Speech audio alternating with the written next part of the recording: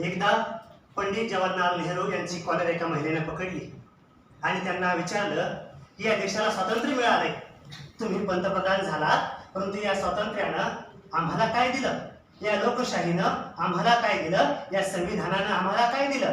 तेव्हा पंडित जवाहरलाल नेहरू यांचं उत्तर फार सुंदर होतं, त्यांचं उत्तर फार समर्पक होतं. ते म्हणाले, एका पंतप्रधानाची कॉलर पकडून त्याला विचारण्याचं हे स्वातंत्र्य तुम्हाला संविधानानं दिलंय, तुम्हाला लोकशाहीनं दिलंय.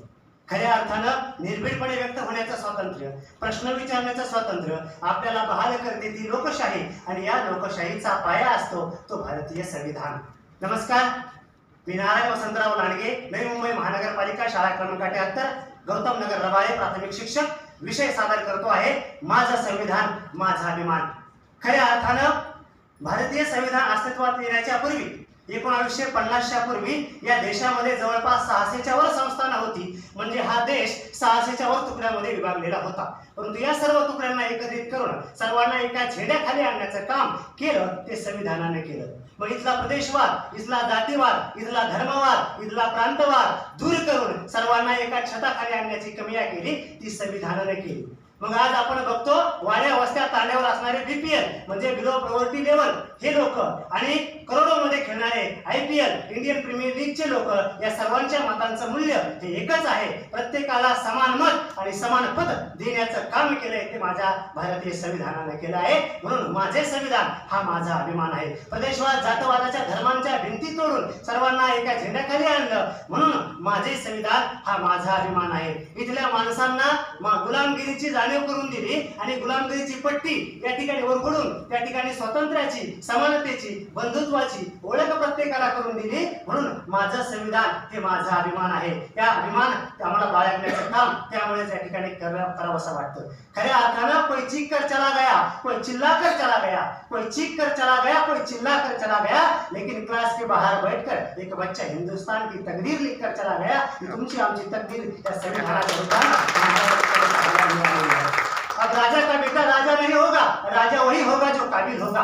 या ठिकाणी पूर्वीच्या काळी राजा हा राणीच्या पोटामधून जन्माला यायचा, पण आमच्या लोकशाहीमुळे तो आता मतपेटीतून जन्माला येतो. हे संविधानाचं भाग्य आहे. म्हणून माझं संविधान हे माझा अभिमान आहे. हे अभिमान देण्याचं काम आम्हाला संविधानाने या ठिकाणी केलंय. धर्म स्वातंत्र्य, उपासनेचं स्वातंत्र्य, अभिव्यक्ती स्वातंत्र्य, प्रत्येक स्वातंत्र्य बहाल करण्याचं काम या संविधानानं आम्हाला दिलेलं आहे. खऱ्या अर्थानं आपण बघतोय या भारत देशामध्ये एक मुस्लिम व्यक्ती एका शीख व्यक्तीला पंतप्रधान पदाची शपथ देतो आणि जिथली बहुतांशी जनता हिंदू आहे हे या देशामध्ये घडतं. कारण की या देशामध्ये संविधान आहे, ही संविधानाची किमया आहे. म्हणून माझं संविधान या ठिकाणी माझा अभिमान आहे. आपण या ठिकाणी बघतोय की जुन्या काळाची प्रथा होती महिला जायची सती, जुन्या काळाची प्रथा होती महिला जायची सती, पण संविधानाच्या पुण्याईने महिला झाली राष्ट्रपती, महिला झाली राष्ट्रपती, महिला राष्ट्रपती पदावरती विराजमान झाली. सर्वसामान्य व्यक्तिमत्व सुद्धा उच्च पदावरती जाऊ शकतं. ही किमया होते ती संविधानामुळे होते. ते संविधान, त्यामुळे माझं संविधान याचा मला अभिमान आहे.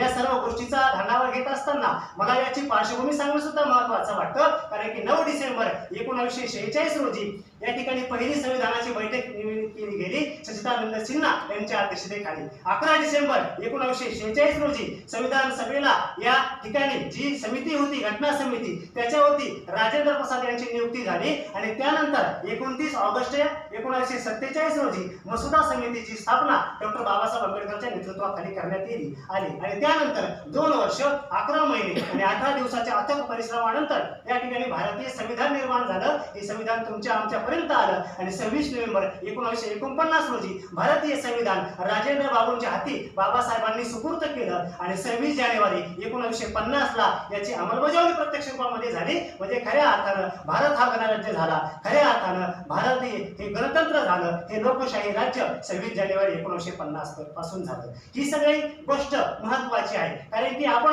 या ठिकाणी मी जे बोलतोय ते संविधानाचं अभिव्यक्ती स्वातंत्र्याने बहाल केलेलं आहे. त्यामुळे मी या ठिकाणी अभिव्यक्त होतोय, माझं मत व्यक्त करतोय. कलम 14 नुसार समता प्रस्थापित केली गेली, विषमता नष्ट केली गेली. कलम 17 नुसार अस्पृश्यता नष्ट केली गेली. कलम 19 नुसार अभिव्यक्ती स्वातंत्र्य, संघटना बांधण्याचं स्वातंत्र्य, पेशा निवडण्याचं स्वातंत्र्य तुम्हाला आम्हाला बहाल केलं गेलं. त्यानंतर कलम 25 नुसार आज आपण राम नामाचा गजर सगळीकडे बघतोय, हे सुद्धा धर्माचं उपासनेचं स्वातंत्र्य कलम 25 नुसार आहे. म्हणून जरांगे पाटील या ठिकाणी लाखोचा जथ्था घेऊन मुंबईकडे कूच करतायत, हे सुद्धा एक अभिव्यक्ती स्वातंत्र्य, संघटना बांधण्याचं स्वातंत्र्य आहे. म्हणजे या सगळ्याचा पाया जो आहे आपलं मत मांडण्याचं, आपले विचार मांडण्याचं, अभिव्यक्त होण्याची ही गोष्ट आहे, ती संविधानाची देण आहे. त्यामुळे हे संविधान जपून ठेवणं, या संविधानाचं जतन करणं ही तुमची आमची जबाबदारी आहे.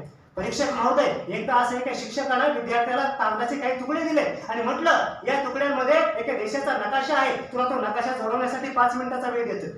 तितक्या 2 मिनिटांमध्ये एक विद्यार्थी उभा राहिला आणि म्हणाला, सर नकाशा जोडून झाला. शिक्षकाला आश्चर्य वाटलं, 2च मिनिटाच्या कालावधीमध्ये नकाशा कसा काय जोडून झाला? तेव्हा प्रश्न विचारला, तेव्हा विद्यार्थी म्हणाला, सर तुम्ही जे कागदाचे तुकडे दिले होते ना, त्याच्या पाठीमागं एका माणसाचं चित्र होतं, त्या माणसाचं चित्र मी जोडलं, देश आपोआप जोडला गेला. आणि संविधानाने हेच केलेलं आहे, माणसाला माणसाशी जोडण्याचं काम केलंय. जो माणूस एका माणसापासून दूर भागायचा, अस्पृश्यता ज्याच्यामुळे होत होती, माणसाला दूर करायची, ते माणसं एकत्र करून खऱ्या अर्थाने हे भारत देश या ठिकाणी निर्माण करण्याचं हे सौभाग्य तुम्हाला मला प्राप्त झालेलं आहे. हे सौभाग्य, ही देण, ही संविधानाची देण आहे. त्यामुळे बहती है जो देश में गंगा बहने दो, बहती है जो देश में गंगा बहने दो, मत फैलाओ देश में दंगा रहने दो.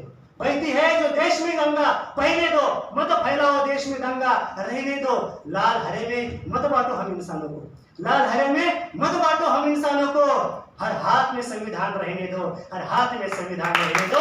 संविधान जतन करण्याची जबाबदारी तुमची, माझी, आपल्या सर्वांची आहे. कारण की शालेय विद्यार्थ्यांच्या हातामध्ये पुस्तक सुरक्षित असेल, प्रत्येक धर्मस्थळामध्ये धर्मग्रंथ सुरक्षित राहील, ग्रंथालयातील पुस्तकं सुरक्षित राहतील, जेव्हा संविधान सुरक्षित राहील. हे संविधान जपण्याची, जतन करण्याची जबाबदारी तुमची माझी आहे. त्यामुळे माझं संविधान, माझा अभिमान या वाक्यावरती पूर्ण विराम घेतोय. धन्यवाद. जय हिंद, जय महाराष्ट्र, जय संविधान.